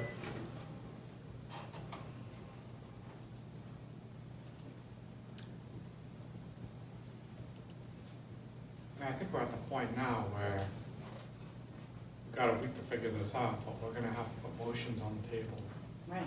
next Monday and vote on something.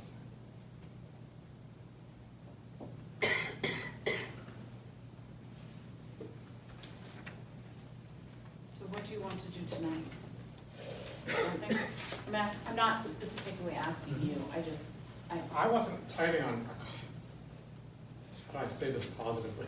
I wasn't planning on accomplishing anything tonight, as much as. Not gonna put that on. We're hashing it out, going over what was proposed, good and bad, and then we come Monday night and ready to make a decision. So you weren't ready to make decisions tonight? Yeah. Not accomplished. There we go. You put that one in the minutes.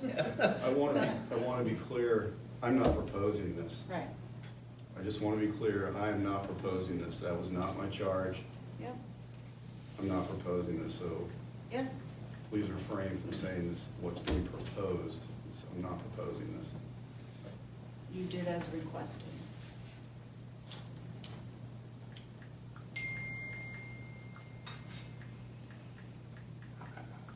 I'll ask because I regret not asking, but what you presented tonight, that you're not proposing. Sorry. There wasn't anything else under consideration that we could, Sorry, yes. I mean, I guess what I'm hearing is nobody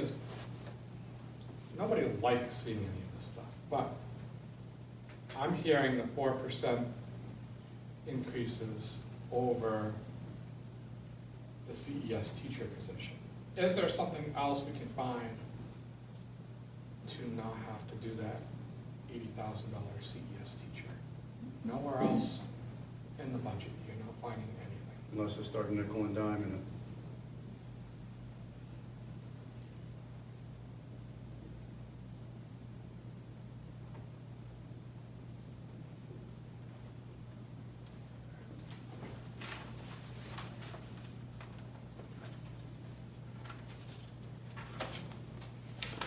How did you come up with 4% for all administrators? So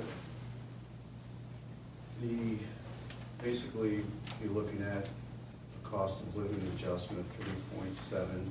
That was the inflation, so 4%. You were looking at anywhere from, state workers are looking at potentially a 10%, federal workers are looking at a 4.8%, I believe, and cost of living adjustments at 3.67, so I put it at 4%. I've seen that proposed. Another thing I believe, well, the other night when we were at the Canterbury Board of Selectmen, they were discussing 4% for their town employees based on the same criteria. 4% is not going to be an uncommon increase if people are getting salary increases. I know Alice asked a question about the BCBA position. Currently, it's contracted, and we're getting services 2 times a week. I think is what I wrote down. We're getting 2 days for it. The proposed position, which is a cost savings to the budget, I realize, that is a full-time position, 5 days a week. We probably couldn't find somebody to do that part-time, right? No. Because in theory, we would still possibly gain time, but not the full 5 days a week. It'd still be hard to find someone. You would. It's gonna be hard to full-time. find a full-time one, let alone based on what I see across the state.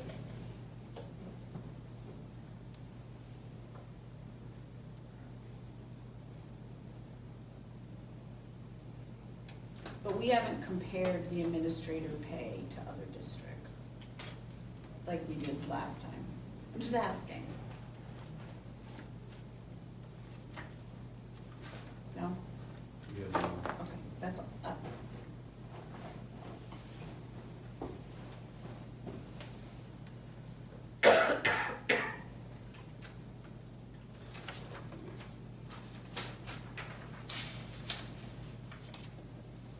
Other questions, thoughts?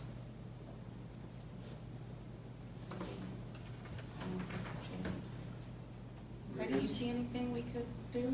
But I had actually a whole list of things, and I was surprised with what Michael brought to the board. A lot of it was on there. Oh, good. I was a little concerned last week when I noted we should also look at sports, athletics, and that was quickly taken off the table. I think there's a concern, if we're going to start looking at staffing, that's gonna have a bigger impact on people not being happy in athletics. And I'm not saying cut athletics, but take a look at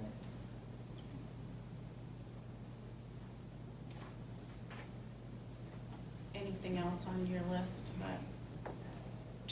I'm putting you on the spot, probably because I know you and you were on the board forever, so sorry. No, athletics, I mean, I was looking at the 10K, uniform supplies, the fitness room, all that was on Michael's sheet. Other stuff was furniture. It's, not a high impact, but just other items. And again, I'll say it again, it's not just cutting the budget, it's presenting a responsible budget. Correct.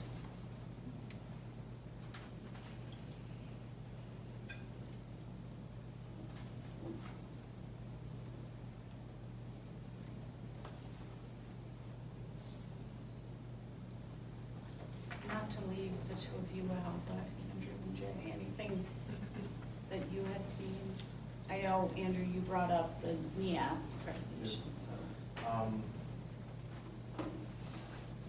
mean, I see the athletic trainer, right, being cut in half.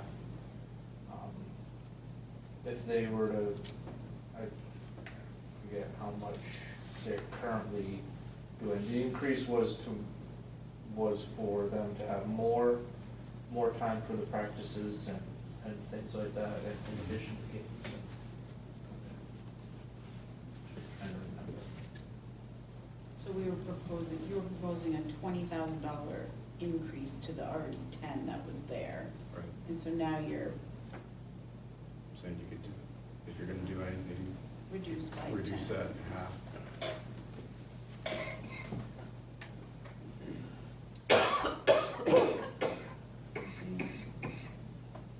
I have a question. Yeah. Warrant articles.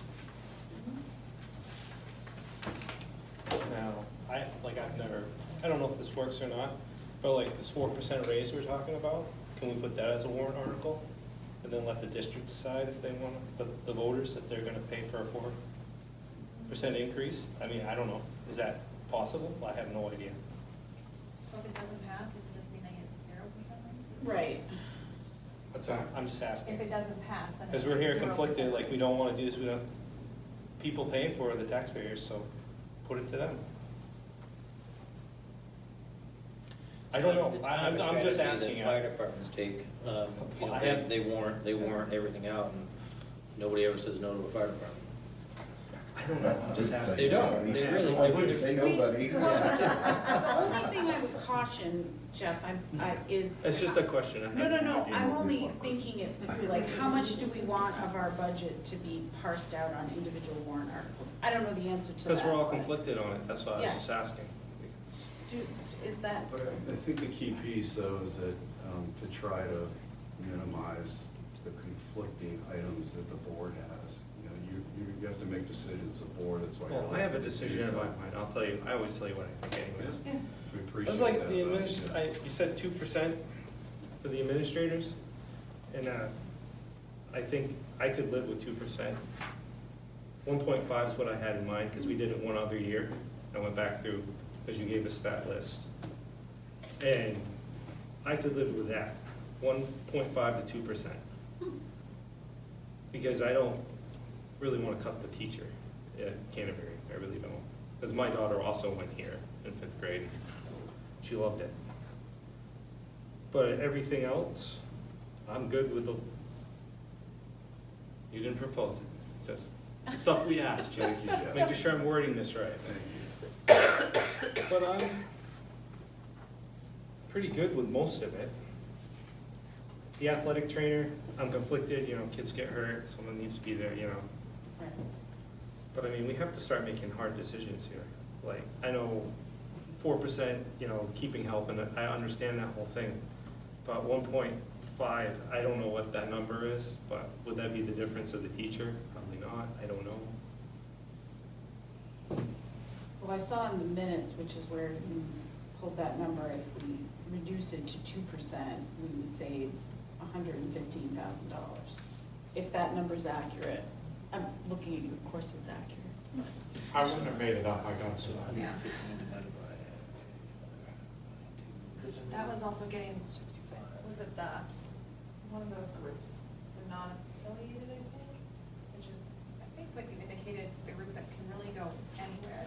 Yeah, that's really our. short supply. It's our support staff at the SAU office that do not get steps year to year like That's other support also staff. speech, OT, school psych, Yes. social Those are workers. special- Which are hard to fill right Yeah, now. hugely hard to fill. All right, here's another option. Makes more work for you guys, and I apologize. But those ones you're talking about that aren't affiliated or whatever, can't you give them a different raise and then sort it out with other, or is that a sticky wicket? No, No, that's what I did. I Yeah. gave Yeah. that was a 5% because they don't get the steps like other That's right. support staff. so what, I'm reading back the minutes, because I wasn't here, so I think it's,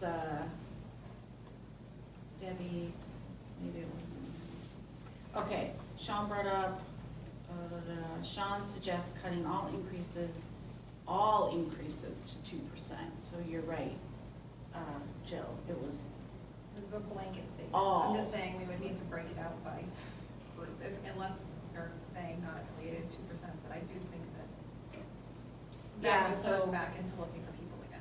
Correct. So that would be support staff, 48,000, administration, 34, specialists, 14,580, and non-affiliated, 18.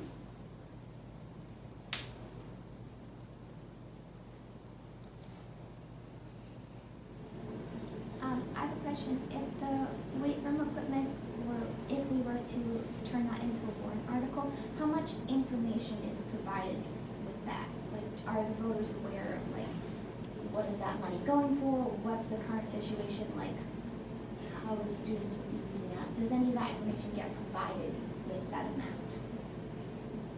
Yeah, you would provide that information at the public hearing specifically. So, because each warrant article should have information behind it. The issue is, Kate, just in full disclosure, last year I believe we had one person attend the public hearing in Belmont and one to two, well, two in Canterbury. So that's part of, and because we're Senate Bill 2, we're limited to what we can put, because it's a vote. It's not like we stand up in front of people and then they vote right there. Right. So there are certain things we can put potentially, but they will not know the full story Right. unless they come to the public hearing or potentially hear the warrant article read and ask questions. Right, I was just thinking, because like, to me, that would make sense, but then as a voter, if I didn't know anything about it, that's a very uninformed decision, because that's sort of a complex. If somebody would have championed it, they would, I imagine, post information on social media. Like, there's ways you can campaign for a specific warrant. If somebody felt strong. If it gets warrant article shut down, can you then propose it in a future budget, or it just be? Yeah. Yeah. Just this year, just. So does anyone want to take action tonight on anything? Or anyone have, I mean, it's loaded, but we have to figure out, like, are we moving on to the next item? I mean, I mean, if there are things on this list that are, I feel like that you're all in strong favor of, it's one less thing that we have to do next week. So if there are things on this that you're like, yeah, 100%, we know this, this secretary increase in math tutor, whatever on this list or other lists, things that you guys can live with, I would get it out of the way tonight, so you're not trying to hash it out, we're not trying to hash it out next week. You already know an answer to those. And I feel like some of these things have very, very clear answers already. would we have to vote on that? So if because I read through the notes for like the CES secretary increase and the CES math tutor, like, would we have to vote for you to take it out of the budget? It's consensus. Yeah, You don't have to do a that's what I thought. Formal motion on all of them. Just forgot Aaron's behind us.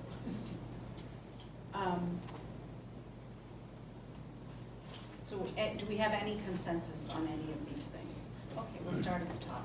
CES secretary increase and CES secretary increase. Is there consensus on that? Or if there's not, we'll just move on. Can I propose we see if there's a consensus on everything other than the CES teacher? I'm in favor of moving forward with reducing all of those, although I'm not ready to commit on the teacher. So you're proposing a reduction of the operating budget as presented, as presented by the superintendent, with the exception of the CES teacher of 79,264. Yeah, for further discussion, I think we need to discuss that. I can live with that. I can live with that. I just want a clarification. So on the strategic planning consultant, that would just kick our planning one more year down the road. So we will forego strategic planning. Well, in the, further down on the agenda with the strategic direction update, I'm going to have a proposal for you. So. Okay.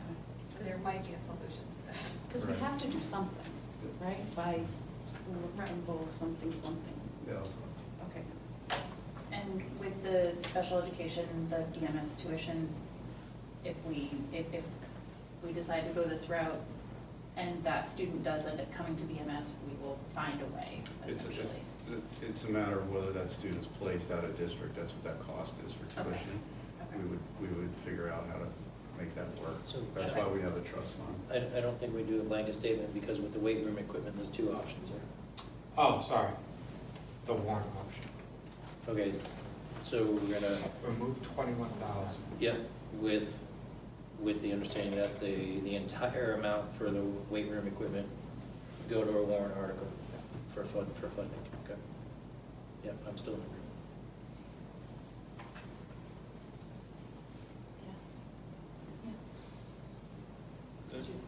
Yeah, I just want clarification. Yeah. All right. We're good. Actually, I didn't ask. You guys good? No, I was just congratulating Andrew for presenting with consensus. I'm excited. Never mind the cuts, it's just we got a consensus on something. That's great. Yeah, I agree with what you presented. Okay. Jay? Yeah. Makes sense. Okay. I mean, down what we need to talk about. Well, that's fine. Be prepared, everybody, be prepared. Monday, the 18th, as opposed to Tuesday. I know, I'm sorry, just started. Okay. Warrant articles is in here. Article 1, election of officers. Operating budget with the default. Buildings and grounds, or school facilities and grounds. Well, facilities and grounds is 150. Historically, it's 100. We've done 150. We did 150 last year, and the CIP is building up to 150 because we have a major meeting. Yeah, but we did 150 last year. And then technology expendable trust, 20,000. That's what we do each year. Yeah, and then the food service expendable trust. That's new, right? That's new. This is to establish and fund. Example, kitchen equipment. Correct. Okay, and then, we just, I think, had consensus on a warrant for the weight room. So that would go in, probably become Article 3. Right. And push all of the expendable trusts down. Because as a reminder, for expendable trusts, the one highest would get funded first, and then down the line. Not the one highest, the first one is That's what I meant, the one highest on the list. the first warrant article acted on.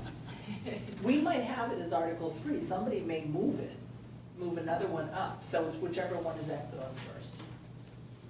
Somebody could renumber the warrant articles. Didn't know that. So, it's Debbie that proposed Article 3. Why so high? I agree. Facilities and grounds? Because No, weight equipment. What did you propose? I thought you said. Because the other Oh, expendable trusts. the weight room equipment? Yeah. It would be 42,000 because that's the amount that would, well, it's typically, it would just be before the transfers to fund balance. Usually you do your transfers after all other business. Yeah, I'm wondering what order we want to put that Well, you wouldn't put it before the operating budget, in. No, but, and you would typically do it before expendable trusts, because that adds to the budget. Your expendable trusts are coming from fund balance, so those are typically dealt with at the end. all right. So, do we have to vote on these on Monday? I do it on Monday. So, could we get another one with, what the new Article 3 would look like? Do we want to consider furniture? Like an expendable trust for furniture? My concern would be how, I mean, I would assume everybody would fight over the expendable trust as far as who would want to utilize it between the 4 schools. But That's where I come into play. But that's an option, is, it just feels like every year furniture is one of those things we seriously consider cutting because it doesn't impact people, less of an impact on the actual education itself, but we do have to replace it. It's not a bad idea. Throwing that out there as a possibility.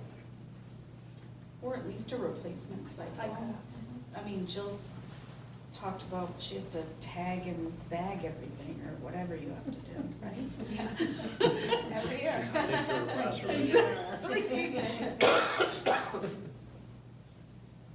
So if you guys want to talk about that. I don't know if we want it or not. Is it an expendable trust? Heidi brought this up a few meetings ago. Is it Basically like a expendable furniture trust? replacement cycle with a trust that's attached to it. That's fine, but it needs a cycle as opposed to, do all trusts have a cycle? Well, you have your building and grounds and your technology, they're based off CIP. 2 CIPs. Historically speaking, what have we, what is the FIP, district furniture spend improvement plan. approximately per year going back on furniture? It's been varied. I mean, because if we're spending over the course of a 6 to 8 year period, if we're spending approximately 150 grand, per year, then funding the trust at 150 grand or slightly above makes perfect sense. If we're spending approximately 100 grand, We haven't spent 100 grand on No. furniture each year. No, like, but we Meaning- keep meaning we kicking. spend less. Right. We And keep then we had the cutting. year that we used ESSER funds to buy a lot of furniture, so. I think the challenge for me, and I don't know, like, why expendable trust or not expendable trust, because so I'm asking because like athletic uniforms don't have an expendable trust, they have a cycle. So how do you decide, because if we had a cycle, yes, I guess, I mean, we could look at whatever uniform replacement is and say, we're not replacing uniforms this year. I don't know that we do that, but should look at that. So I don't know whether it's a replacement cycle, expendable trust, or both. I don't know how to. So I think it's a combination. With an expendable trust, you're trying to build up for long-term, high-cost items that you know you're gonna be facing. Or for some replacement things that you don't know when you're gonna have to do it, and you Right. need to have the money aside. Like library tables? Yeah, like kitchen equipment, you know you're gonna have to replace it at some point, it's all getting older. We just don't know when it's gonna happen. And I don't know, I guess in a perfect world, we'd have a replacement cycle for every piece of furniture, but I don't know if we need to be that granular. I just think we need to have money set aside that we can pull from when somebody, a principal said, we really need tables and such. We have that money set aside. But it depends, if you have a athletic uniform recycle plan that you know you're gonna spend, you've got, every year you're replacing these sorts of uniforms, and, that's a little bit different, that wouldn't necessarily have to be in an expendable trust. And Right. if you decide every year, we're gonna replace $25,000 worth of furniture, period, end of story, you wouldn't necessarily have to have an expendable trust for that, just know it's gonna go in the budget and be left alone. Problem is, we always can. Correct. Yeah, so in what you're proposing, if we warranted out $50,000 a year, and 7 years later, we have a built-up trust of $350,000, then we wouldn't necessarily, if we haven't spent any of it, then we don't toss that on as a warrant article, and we have that money set to be, to be used, and if we deplete it, then every year we we can can warrant. decide what we want Right, to do then as we far can, as yeah, requesting we can the warrant it back Take a out. look at what we, Yeah, like an average of Yeah. kind of what we are spending. I just looked at what people propose, it's just rough math, it's about 31,000 yeah. for this year. So if you did like 40,000, Maybe you'll bring us something. Definitely Heidi's idea, I don't know if we have to have like a set, every year we're gonna replace this desk or that desk. Right. I just think it's good to have that money set aside. Yeah. Okay. Anything else for budget? All right. Oh, sorry, one thing. Sean? If we do add that, I would propose it be the last article. Add the furniture, or? If we, as a group, decide we want to do it, I would propose it be article whatever, 6 or something.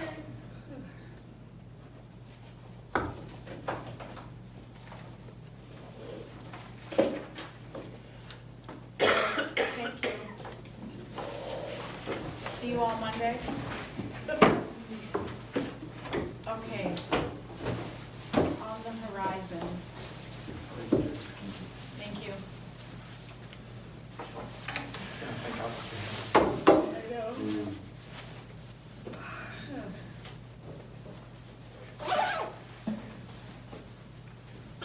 We don't have a demographics. Thank you. Exciting. I'm sorry for jumping in there. There are two things, right?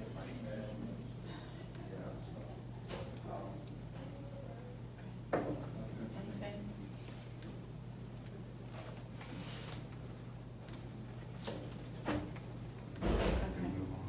All right, enrollment. Can I just throw this out? You've got public hearing prep the night before public hearings.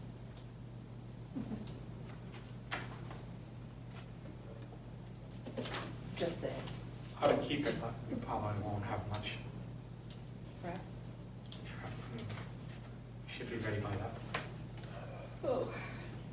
And in the past, we put out a public hearing book for the board to review and Yes. provide any edits Yes. necessary. But Over the break. I think next Monday, we designate who's responsible for what sections of the So you budget. always tell us what section to do. Okay. And that's public hearing prep. Yeah. Basically. Yeah, we try to get the public hearing books out.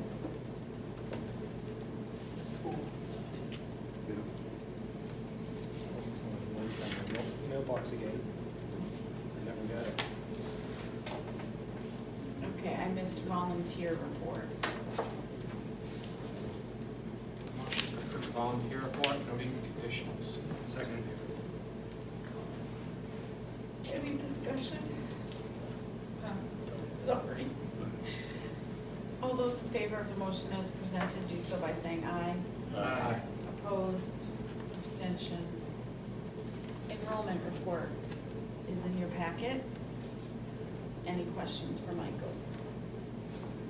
Or, District total, as of this report, is 1,126 students.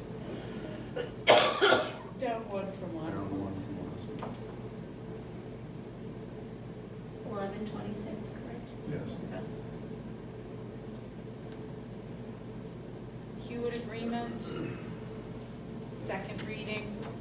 There was a question that was given to you to follow up on. I presented all of the edits that Alice had, not only the grammatical edits, but also keeping our item number 10 in there and not removing it. And we made sure that all of those edits are in this, for the second reading. So- Number 10 was because, or keeping number 10 was because there's no other area of this agreement that talks about maintenance. So removing number 10 would remove the maintenance agreement for any of the items in the I want to thank Alice because her edits were very helpful. People appreciated them. Thank you. Some had to look up what an Oxford comma was, Sorry. including myself. I feel very strongly about the Oxford comma. I don't know what an Oxford comma is. Put a comma before your name.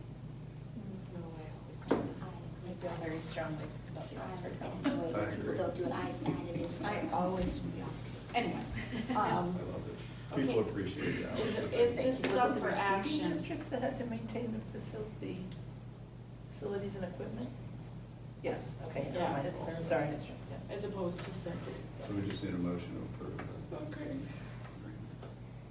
Making a motion to approve the regional agreement for the Hoyt Center, or whatever it is. Whatever it is. Yeah, I never said it the wrong way. I'll second. Any discussion? Okay, all those in favor of the motion as presented, do so by saying aye. Aye. Opposed, abstention, okay, motion carried. Next up, where we had the public hearing, is use of the retained fund balance. There's information in your packet the recommendation is the motion to authorize the use of up to $85,000 of retained fund balance for kitchen equipment. Make a motion to authorize the use of up to $85,000 of retained fund balance for kitchen equipment. Second. Any discussion? Okay, all those in favor of the motion as presented, do so by saying aye. Aye. Opposed, abstention, motion carries. We have to accept, next up, school care rates. Make a motion to accept the school care health insurance rates for 2024 and 2025 fiscal year. Second. Rub your tongue on the top. I'm like, oh my God, get up and run around the building. Okay. Did you get that, Greta? Yes. Okay. All those in favor of? I have a question. Okay, yes. The premium holiday, is that in the budget somehow, like a revenue or something? So part of it is in the budget because we adjust what the employees pay for their health insurance, and then we adjust what the district pays, because the 64 does come in as revenue. So now that you've accepted this, part of that will go in as revenue. But the retirees get their portion back, so all 64 won't show up in there.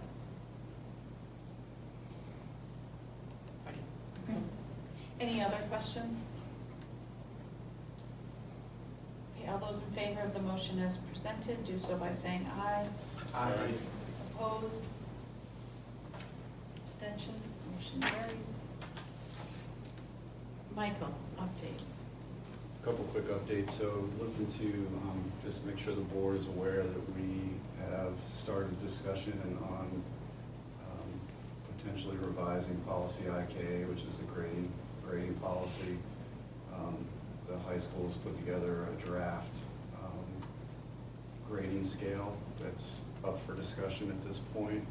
Kate has some good input as well. I'm looking forward for some student solutions compared to the concerns in general. I think that'd be helpful. Yeah, I can try, but Yeah, I don't- don't know when I'll be You don't, it would be nice if we get some sort of student perspective on what they might like to see.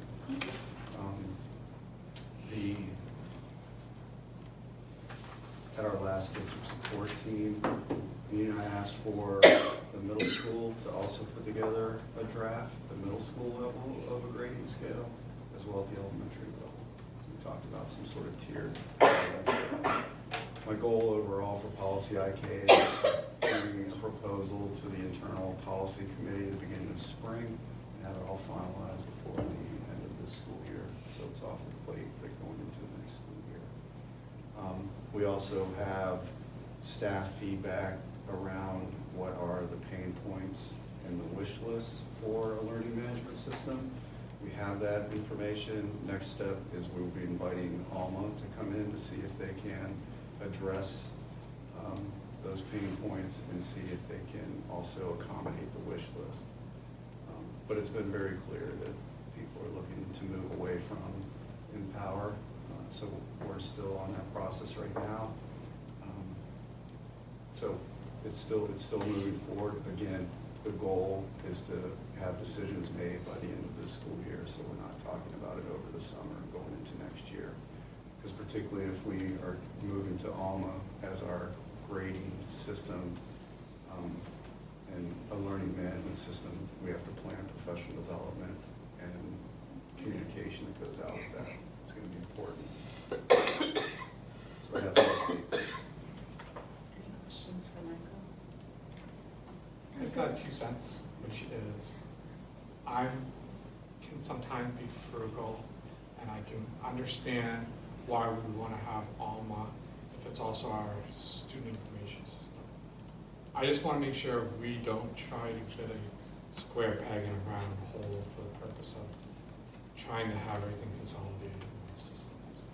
Yeah, thank you. That's why we really want to see if they can address those areas of concern as well as what we want to see happen for our system. Any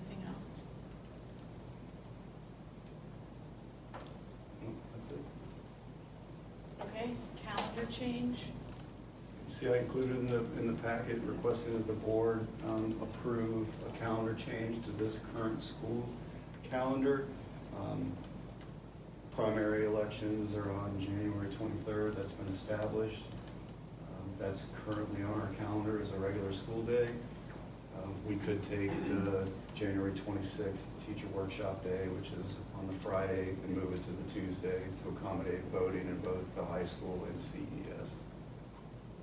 Just need a motion to approve the calendar change. A motion to amend the 2023-2024 school calendar by moving January 26th teacher workshop day to January 23rd. Second.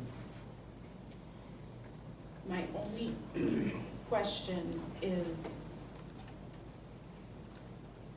where does the end of the semester at the high school fall? Because the reason, my understanding this was set up, whether I agree with it or not, doesn't matter, is so that the teachers could change over to the new semester, at Yep. least for the high school. Yes, they're currently working on that, shouldn't have a significant impact on that. I attended the day I did my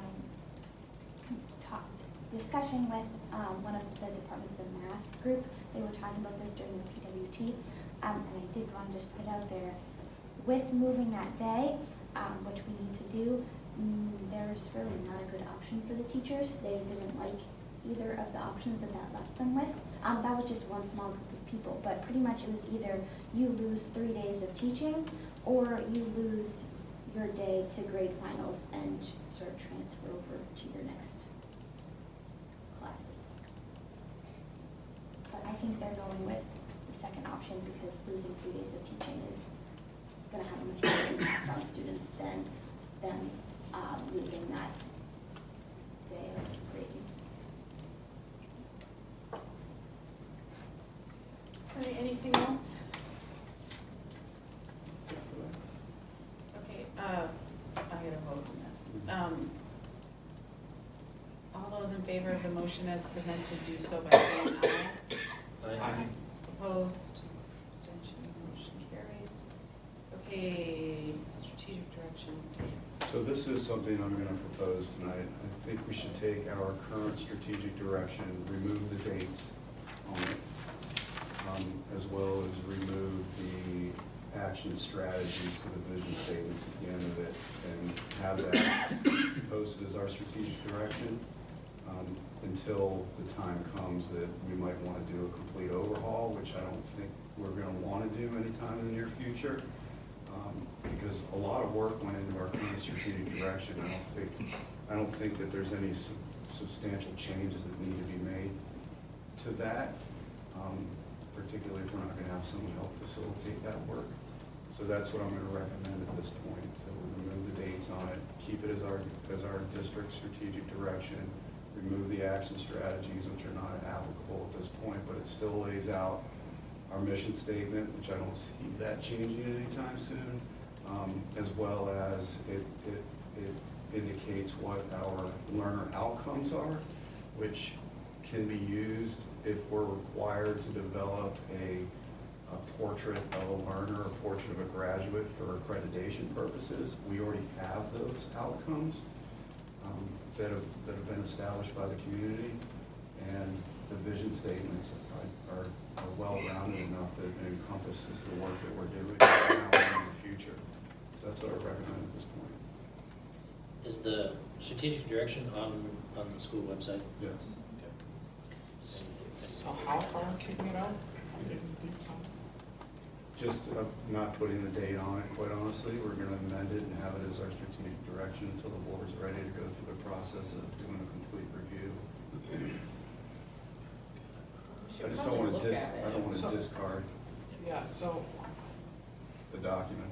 in general, I think that makes sense, but I don't know what the process is, whether we need to approve it or vote on it, but I would definitely feel more comfortable if we all took a look at it and discussed it at an upcoming meeting. Sure. Not that we don't have enough stuff going on, but I think we should all, as a group, individually obviously, but then come together as a group and see if that all makes sense. Sure. It's not a problem. What I could do is just provide you an amended version.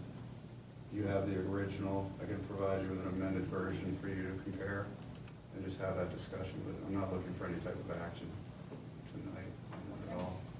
Just, that's my thoughts, that's what I'm proposing to get us through. Does that work? You? Then we can all look at it. Great, thanks. And then next up, hold on. There are appendix, is there anything else in non-public? Not, right? So. I don't think so. It's just there looking. So there's Appendix B nominations that we can do in public if there are no questions of a personnel nature.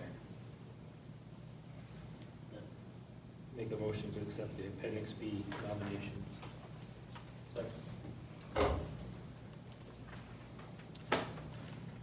Anything? All those in favor of the motion as presented, do so by saying aye. Aye. Aye. Opposed? Abstention? Motion carries. Sorry, I think I have a question, non-public. A non-public question.